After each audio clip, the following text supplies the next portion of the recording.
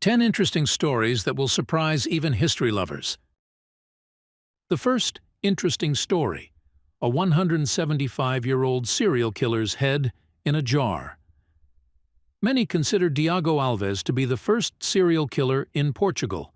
He was born in Galicia in 1810. At a young age, he was sent to Lisbon to work as a servant in the homes of the rich and influential residents of the capital.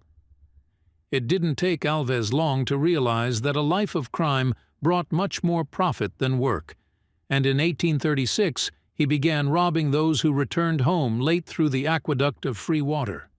They were mostly poor farmers, whom Alves deprived of their last money and lives by throwing them from a 65-meter height. In the period from 1836 to 1839, he sent about 70 people to the next world. At first, the local police considered the victims suicides. This led to the temporary closure of the bridge. Alves subsequently formed a group of bandits who were caught after murdering the family of a local doctor. Alves was arrested and sentenced to death by hanging.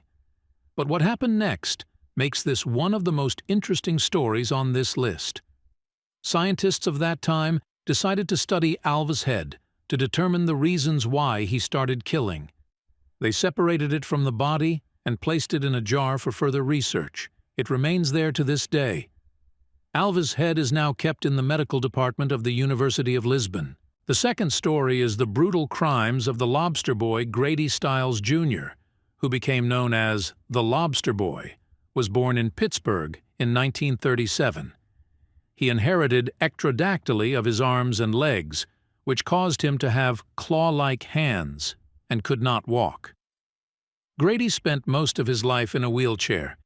He also learned to use his torso to slide across the floor with impressive strength. In his youth, Stiles fell in love with an artist named Maria Teresa, a girl who ran away from home as a teenager to join a circus. They soon got married. Maria Teresa gave birth to 2 children.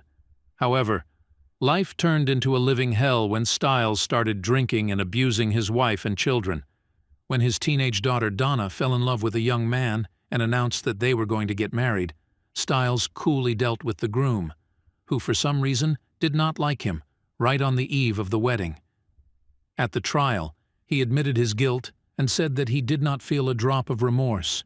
He also noted that he could not be sent to prison because there are no special conditions for people with disabilities like him.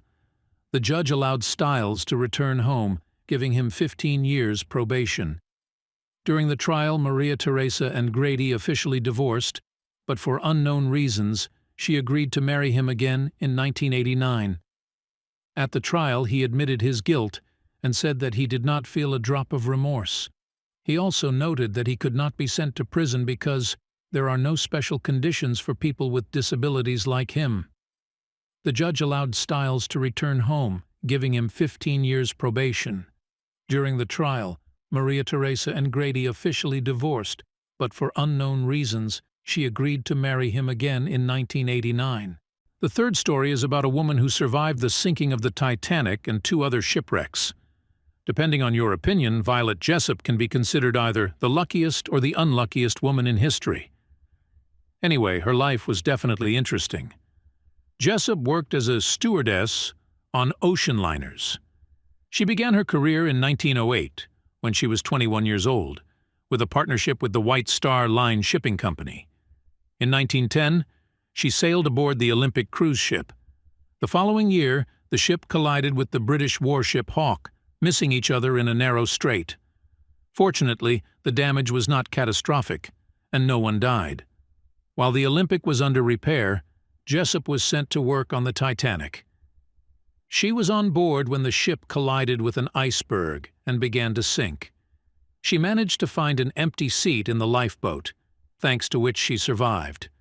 When the First World War began, Jessop was sent by the Red Cross to work on board the Britannica.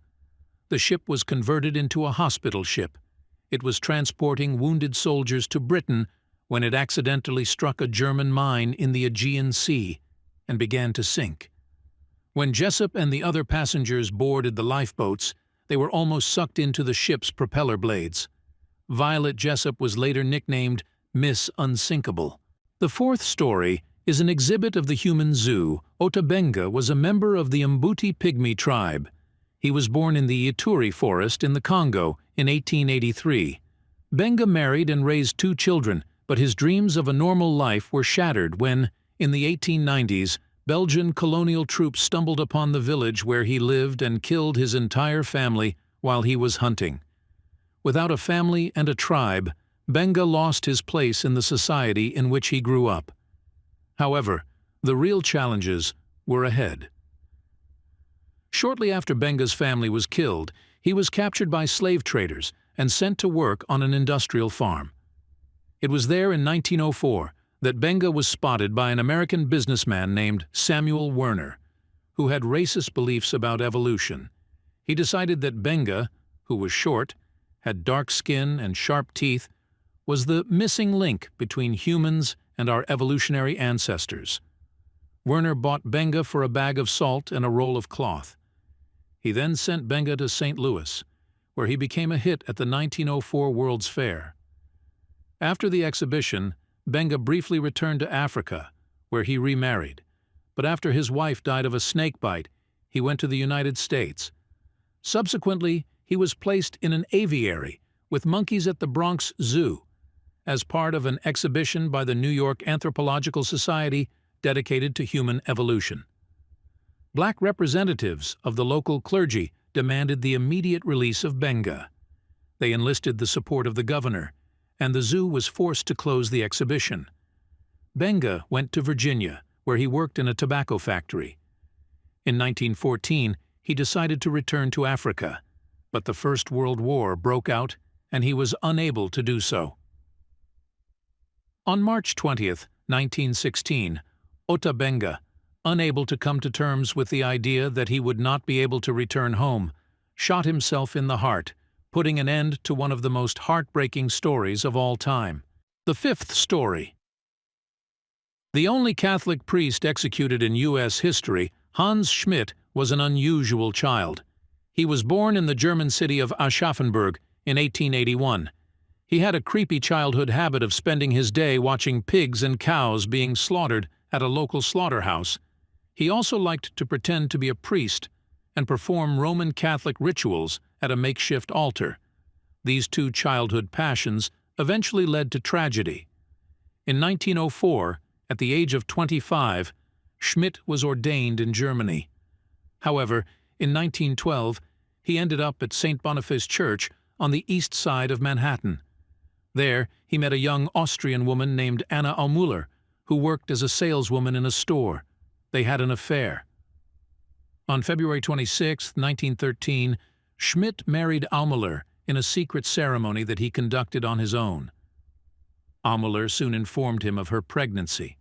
Schmidt knew that he would have to give up his priesthood if anyone found out that a Catholic priest who had taken a vow of celibacy had married a woman who was now expecting a child from him. On September 2nd, Schmidt slit Aumüller's throat with a huge butcher knife in the Manhattan apartment he rented especially for her. Using a hacksaw, he sawed his wife's body into pieces and threw them into the Hudson River. A few days later, Aumüller's remains washed ashore. The tracks led the police straight to Schmidt. He quickly confessed to killing Aumüller, stating, "I loved her, but the sacrifices must be bloody."